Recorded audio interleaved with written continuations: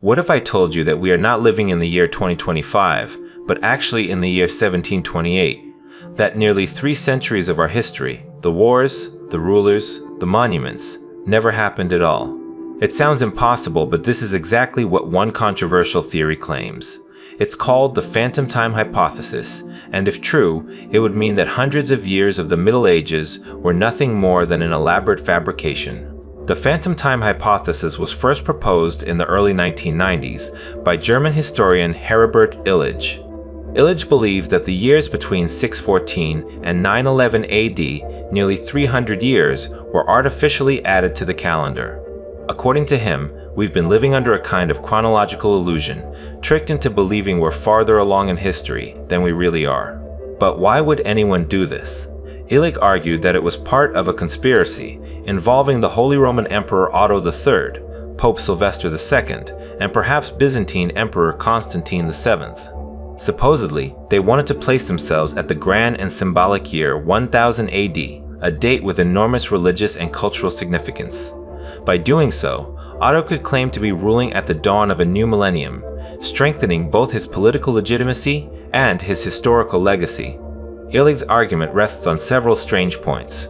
First, he claimed there is a suspicious lack of evidence from the so-called early Middle Ages, sometimes called the Dark Ages. Compared to the centuries before and after, there seemed to be fewer artifacts, fewer records, and fewer surviving structures. Illig believed this gap in material culture was a sign that those centuries never happened at all. Second, he pointed to problems with the calendar itself. The Julian calendar, introduced by Julius Caesar in 46 BC, had a small error. Each year was miscalculated by about 11 minutes. Over centuries, this error accumulated. By the time Pope Gregory XIII introduced the Gregorian calendar in 1582, the drift should have amounted to about 13 days. But when the change was made, only 10 days had to be corrected. For Illig, this meant that nearly 3 centuries had been added to the calendar that were never actually lived. And then there's Charlemagne, the great king of the Franks, the so-called father of Europe. Illig proposed that Charlemagne himself was a complete fabrication, a legendary figure invented to fill in a gap that never really existed. To him, Charlemagne was as mythical as King Arthur. Mainstream historians and scientists, however, see the phantom time hypothesis as deeply flawed. For one, there is overwhelming archaeological evidence that the early Middle Ages did exist. Coins, manuscripts, pottery, and buildings have been securely dated to this period. Techniques like radiocarbon dating and dendrochronology, the study of tree rings, confirm that these objects really are from the 7th through 10th centuries. Astronomical records provide even stronger proof.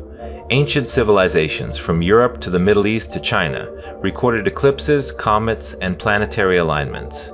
These events can be calculated with extreme precision using modern astronomy. The records line up perfectly with the existing timeline, making it nearly impossible that 300 years were invented out of thin air. And Charlemagne, he left behind not only stories, but coins bearing his image, decrees issued in his name, and even his burial site in Aachen, Germany. To suggest he never existed ignores mountains of direct evidence. So if the hypothesis is so easily debunked, why does it continue to fascinate people? Part of the answer lies in the very nature of the early Middle Ages. It was a period with fewer grand monuments and fewer written records than other eras. Compared to the glory of Rome and the cultural explosion of the High Middle Ages, it really does seem quieter, darker, and more mysterious. This makes it easy for theories like Illig's to take root. There's also something deeply unsettling and exciting about the thought that we might be living in the wrong year. If centuries of history can be fabricated, then what else about our past might be false? It plays directly into our modern distrust of authority and our fascination with conspiracies. The phantom time hypothesis may not hold up under scrutiny, but it raises an important point. History is not just what happened, but what gets recorded. It is shaped by chroniclers, rulers, and the institutions that preserve documents. If enough records were lost or manipulated, how much of the past could we truly verify? Even though historians reject the theory, it forces us to think about the fragility of history itself. Our entire understanding of time and culture rests on evidence that must be carefully preserved, studied, and trusted. So, could it really be that we're not in the year 2025, but in the year 1728? that Charlemagne never walked the earth, and that 300 years of history were nothing but an elaborate lie? Most experts say no. But the very idea that our calendars, the way we measure existence itself, could be manipulated reminds us just how mysterious and uncertain the past can be. After all, history is only as reliable as those who wrote it down.